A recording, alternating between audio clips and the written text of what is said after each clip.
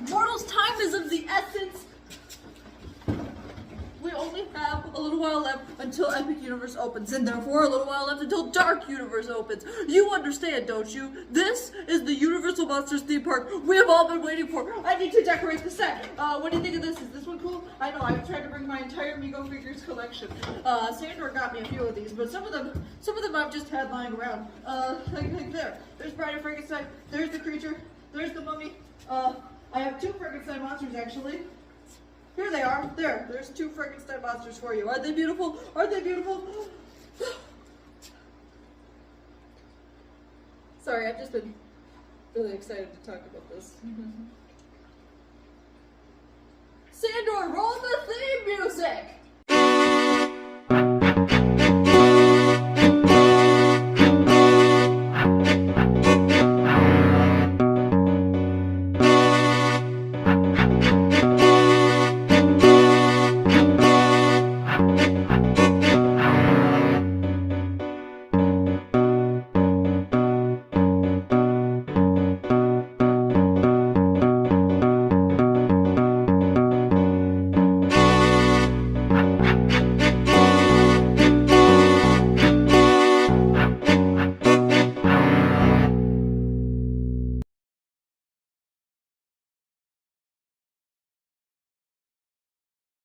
Well, mortals, this is it.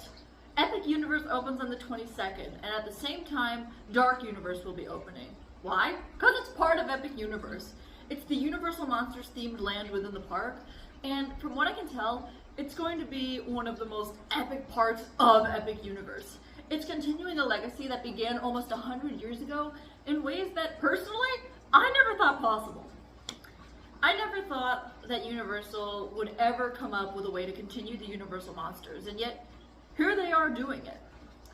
And thanks to the technical rehearsals the park has been undergoing and the media previews that have been happening, there's a lot of video footage of not only Dark Universe, but the other lands within the park. So if you're interested in any of the other lands and you've been following Dark Universe and Epic Universe as much as I have, you can go and check that out on YouTube right now. I mean, I'm personally just looking at Dark Universe on my channel, but any of the other lands, feel free to search them on YouTube. You'll probably find footage.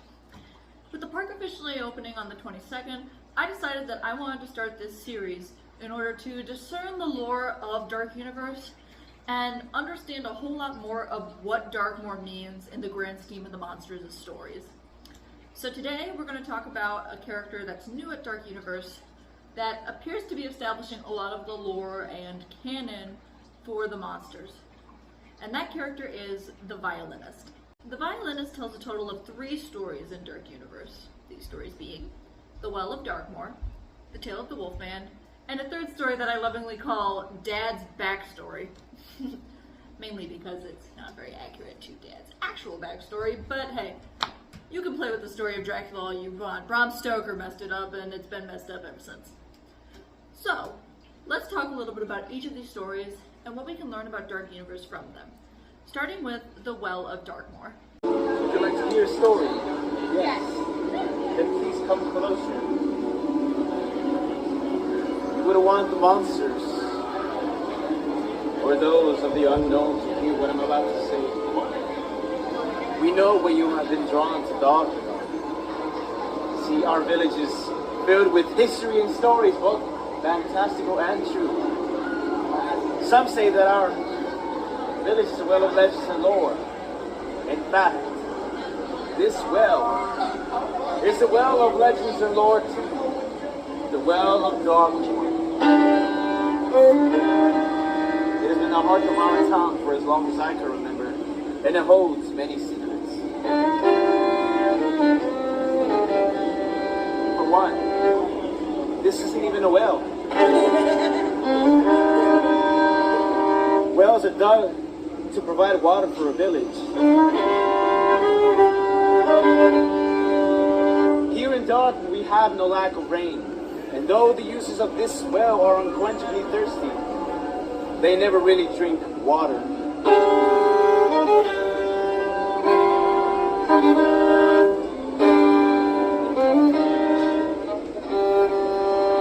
Notice the iron grate? Yes, it is there as a safeguard, not to prevent anything from falling in necessarily, or to keep anyone or anything from getting out. Yes, this well is lined with iron spikes, meant to keep sun from crawling its way to the surface.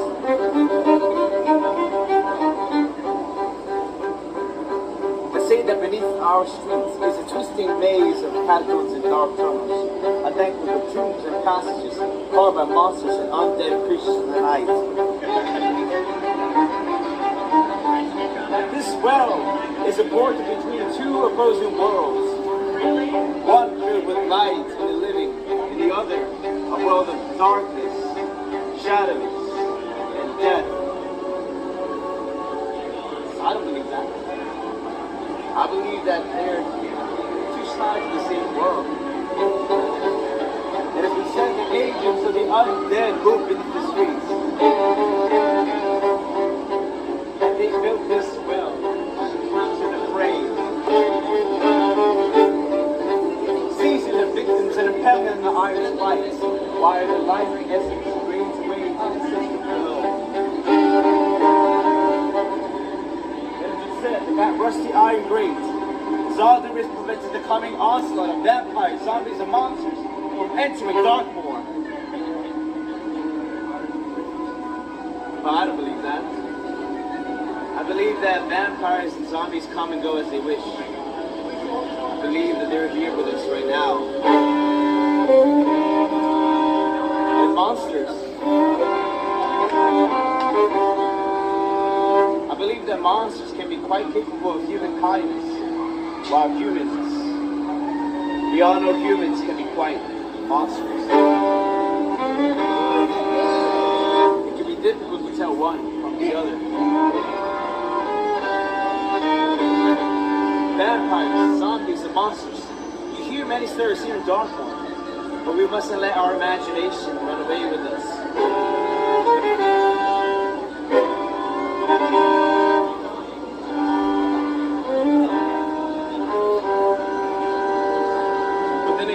If of a morning you happen to see bits of tattered fabric clinging on the iron spikes, or notice a crimson stain on cobblestones, or hear a distant cry echoing up from below, it's best to keep your distance and remember these words.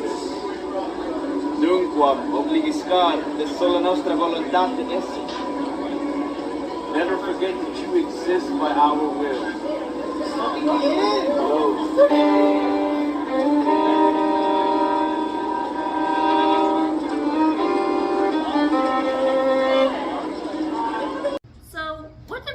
From this? Well, 1, there's a well in Darkmoor. 2, there are iron spikes surrounding the well and an iron grate covering the hole in it. 3, the mortals of Darkmoor believe that monsters are down below their town and that the well keeps the monsters from coming to the surface. And 4, any mortal who is brought to the well by a monster is usually impaled on the iron spikes. Quite vicious and dark. But then again, it's Dark Universe. What did you expect? And how about that inscription? It's originally in Latin, but the violinist translates it for us. It says, "Never forget that you exist by our will alone." It may seem a little out of the blue considering that this is in a theme park, but when you consider that it's a Universal Monsters theme park, it makes perfect sense, especially when considering one monster in particular. The Frankenstein monster. Think about it. He exists only by the will of the Frankenstein family. And perhaps this inscription was made with them in mind. But where do I get this idea from? Well, the star attraction of the park is Monsters Unchained: The Frankenstein Experiment, where we learn about Henry Frankenstein's great-great-granddaughter, Dr. Victoria Frankenstein, who not only has created her own version of the Frankenstein monster that she says is better than the original, but also is seeking to control all of the monsters who roam around in the darkness. What's more, Monsters Unchained: The Frankenstein Experiment takes riders inside the Frankenstein catacombs in order to help Dr. Victoria Frankenstein with her attempts to control Count Dracula. What do the villagers in Darkmoor believe is underneath the town? catacombs where monsters roam. And there are monsters in the Frankenstein catacombs. Monsters Unchained: The Frankenstein Experiment has Phantom of the Opera, Hunchback of Notre Dame, the Gillman, and the Frankenstein monster, as you would expect. And that's just naming a few of the monsters that can be found on the ride. And so, I am proposing the theory that the Well of Darkmoor was originally an entrance into the Frankenstein family's catacombs that has since been blocked off by the villagers for fear of monsters being able to use it to reach Darkmoor. And not only that, now that it lays idle, the villagers are using it not only as the basis of a story to warn travelers, but also to draw travelers' attention to the horrifying legacy of the Frankenstein family, by reminding them that it was only by the Frankenstein family's will alone that the monster exists. Of course, that violinist you just saw is not the only violinist in Darkmoor. Why else would the title of this episode be plural? And at the same time, we already established there were 3 stories that the Violinists of Darkmoor tell. The second story being the tale of the Wolfman. I thought this cane would be appropriate for this next segment, so I'm going to be using it. You can't tell me not to. So, what do the violinists have to say about the Wolfman? Let's roll the clips. Have you heard the rumors about the wagon camp around the way? Heard a thing or two. Perhaps you've heard this rumor. If so, you know that it's dangerous round the corner there. Let me tell you the tale of the wolf. The one who was pure of heart, self-seeks at night, may become a wolf, when the wolf may loose and the moon is full and bright. Yeah, and I never heard this verse before. Lawrence Talbot was born until he came to Darkmoor all the way from America. He was at a Converse antique shop on his very first day. He became captivated by the lovely shopkeeper Gwen. She showed him a beautiful cane in the shape of a wolf's head made of silver. Talbot bought it just to impress Gwen and begged her to go on a stroll with him that evening. She said, "It would be acceptable for me to go with you alone, so would you draw our friend Jenny along?"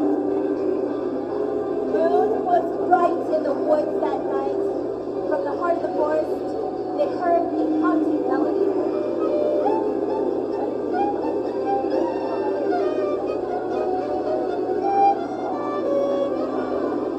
They followed the music to a lonely wagon camp where they met a mystic who offered to tell them their fortunes. Talbot insisted that Jenny, the friend, go first so that he might walk alone with the lovely shopkeeper Gwen. As they wandered off into the moonlit woods, the mystic gazed at Jenny's open palm. His eyes grew wide. "The mark of the wolf!" he cried. "Run from here and never come back!" Jenny ran to find her friends, but she was lost. Talbot and Gwen heard a scream. They ran to find a wild wolf attacking Jenny. Then the wolf lunged at Talbot and sank its fangs into Talbot's chest. Talbot struck the beast with his cane. Again. In the morning, they found 2 bodies, but neither was a wolf. One was Jenny's, her friend. The other was the mystic. He had been struck on the head by a cane. Talbot's cane. The people from the camp turned to him suspiciously. "I didn't kill them," he cried. "It was a wolf. There may be 2 here in the chest." He tore open the shirt. But there was nothing there. With your feet. No wound, no scar. The old woman approached me. It was not a wolf. It was a werewolf that bit you, she said. A werewolf can only be killed with silver, like the silver in your cane. The beast you killed last night was my son. Now you will turn when the moon is full. You will transform into the beast and you will kill. And you will know who your victim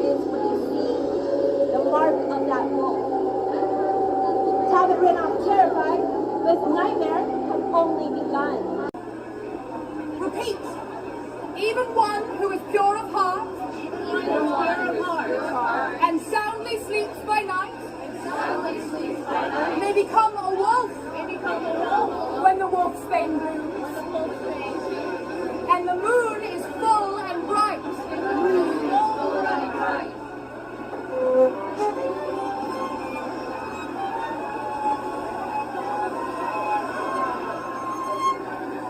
Beware the moon. Interesting. You noticed it too, didn't you? In the 1941 Wolfman, the verse was, "Even a man who is pure of heart and says his prayers by night may become a wolf when the wolfbane blooms and the autumn moon is bright." The Violinists, however, have a different verse. "Even one who is pure of heart and soundly sleeps at night may become a wolf when the wolfsbane blooms and the moon is full and bright." There is an explanation for this, I'm sure. Probably an inconsistency on the part of Universal, but lore-wise, it has to be something different, wouldn't you agree? Of course, we have seen variations to the Wolfman verse in the Universal Monsters movies. I don't remember which movie it was, but later on in the Legacy, the verse was changed to, "Even a man who is pure of heart and says his prayers by night may become a wolf when the wolfbane blooms and the moon is full and bright," taking out the idea that it had to be autumn in order for someone to turn into a werewolf. But making it so that it no longer has a religious undertone is interesting. I've seen people online talking about this, thinking that Universal just wanted to secularize it, but that's all outside of the lore. To me, I think the in-lore reason comes from how much time has passed between now and the original Wolfman film. The original Wolfman film was released in 1941, and at the time of this video, we are currently in the year 2025. That's over 80 years that have passed. So it could be possible that as the legend of Larry Talbot was perpetuated and told by many people across many places and passed down through many generations, the verse changed and eventually became what the Violinists are saying today. Another important thing to note is that the one who tells Jenny's fortune in this story is referred to as a mystic. This mystic, by name, is Bela in the original 1941 Wolfman. In that movie, Bela is referred to as a gypsy, alongside his mother Maliva and other members of their culture. The term gypsy is considered offensive by the group known as the Roma or Romani people, and therefore, I think that Universal decided to change Bela to a mystic in order to make it less offensive to the Roma and Romani people.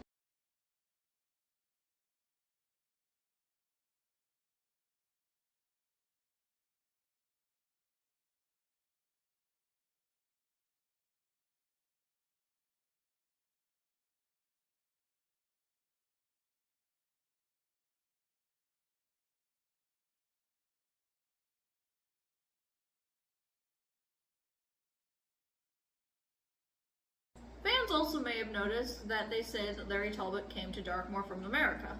And while it is true he came from America, he did not go to Darkmoor in the original 1941 Wolfman. Instead, he went to Yenwilly, Wales, which is where his ancestral home was located, Talbot Castle.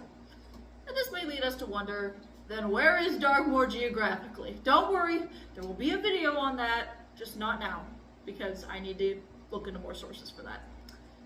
Do some more research on that, and then we'll get there. But I do have theories, and we will discuss them when it's time for that video. Just interesting that they changed that. It's almost as if perhaps Yenwilly, Wales is Darkmoor. But that can't be right, because how could the Frankenstein castle be there? We may never fully know the answers to this mystery. But perhaps we will when that next video comes out. Either way, this Wolfman story is very true to the original story from the 1941 film, and I really enjoy it. But now it is time to cast aside our silver canes and take a look at another monster. A monster you may all know as Count Dracula, but that I know as my own father. Count, he lives forever. 100 years ago, and 100 more than that, a young nobleman became obsessed with eternal life. High in the Carpathian Mountains of Transylvania, he learned to study dark sorcery in a legendary school. They say that the headmaster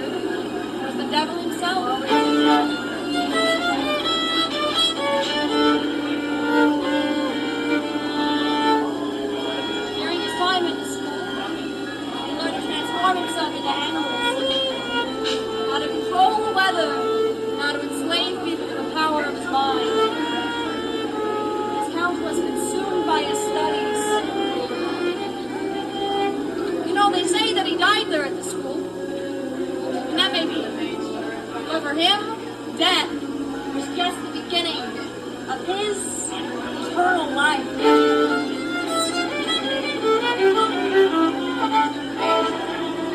live beyond life, he prays unto the life, drinking their blood, consuming their lives to extend his own. This count is infamous. Do you know his name? Dracula? Don't speak it. You never know. He the fall. He is simultaneously young and infant. He takes a human form, but he is not human. He is Nosferatu, the king of the vampires. They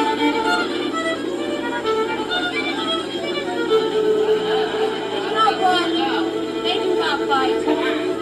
Cast a spell in the dark night. His helpless victims, they welcome his might. And when they die with empty veins, they rise to defy him as new vampires.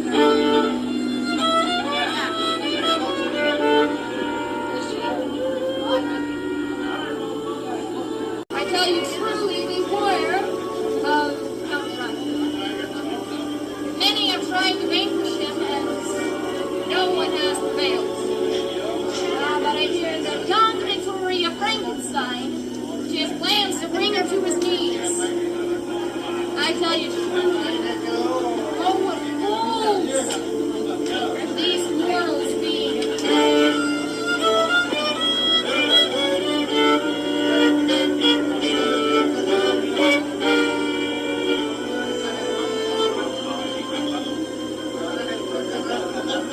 Okay, there's something I want to clear up real quick. And that's that my dad did not learn about vampirism from the devil. But then why would Universal want you to think that? Well, perhaps it's because Dracula has always sort of been synonymous with the idea of evil. And perhaps learning about evil from the being that some consider to be one of the most evil of all just makes sense. As for him studying powers at a legendary school, I don't know if that actually happened, but we do have schools that are exclusively for monsters in Monster Society. I mean, can you imagine one of us walking into one of your mortal schools that we would never hear the end of it? And by we, I mean the whole of Monster Society, not just those vampires. But the thing that really stands out to me, other than those two things, is the fact that that violinist describes Dracula as Nosferatu, the king of the vampires. And Nosferatu, well, other than being my dad's great-great-uncle Orlok, and not actually he himself, was never actually Dracula in the movies either. Let me get these candles lit, and then we can walk while I explain. You see, Nosferatu was a German film released in 1922 and directed by F.W. Murnau. At the end of the day, it was a blatant ripoff of Dracula, and so much so, in fact, that Bram Stoker's widow filed a lawsuit that ended with an order that all copies of the film must be destroyed. Fortunately for us, copies of the film survived, and it has persisted today, despite the fact that it is now over 100 years old. But then, why on earth would Universal want you to think that Nosferatu and Dracula are the same vampire, when, in reality, other than the fact that the story is the same in both films, Nosferatu is a completely different character? Not to mention the fact that Nosferatu is not the name of that vampire at all. Rather, his name is Count Orlok, and that's why we call him Great-Great-Uncle Orlok, for the mortals who were wondering. Okay, I should probably correct myself and say that he is my great-great-great-uncle Orlok and my dad's great-great-uncle Orlok. But the point still stands that his name is Orlok and not Nosferatu. So then why are they trying to convince you that my dad and my great-great-great-uncle Orlok are the same person? And not to mention, why are they mistaking my great-great-uncle Orlok's name to be Nosferatu? Why is all of this? To be honest, I don't really know. I don't know why Universal wants you to think that my dad and my great-great-great-uncle Orlok are the same vampire. And I don't know why people mistake my great-great-great-uncle Orlok's name to be Nosferatu. I don't know why Nosferatu is used as a term to describe the king of the vampires, which my dad is, by the way. And I don't fully know where all of this mythos that the violinists are telling you at Dark Universe came from. This is the one mystery that I don't know if I can really pose a theory for. But what I can pose a theory for is why my father is perceived to be so evil in Dark Universe. And why you cannot say his name. And that may be a future video. Don't know when that video would be. I just know that this is going to be a series, and that I hope to make another video in the future to continue it. Well, mortals, that's gonna do it for today's video. We'll see you next time, and... What? What was that saying, Rose? Martian monster messages are spawned on epicuniverse! Alright, so they're all be right there. Keep it on the channel!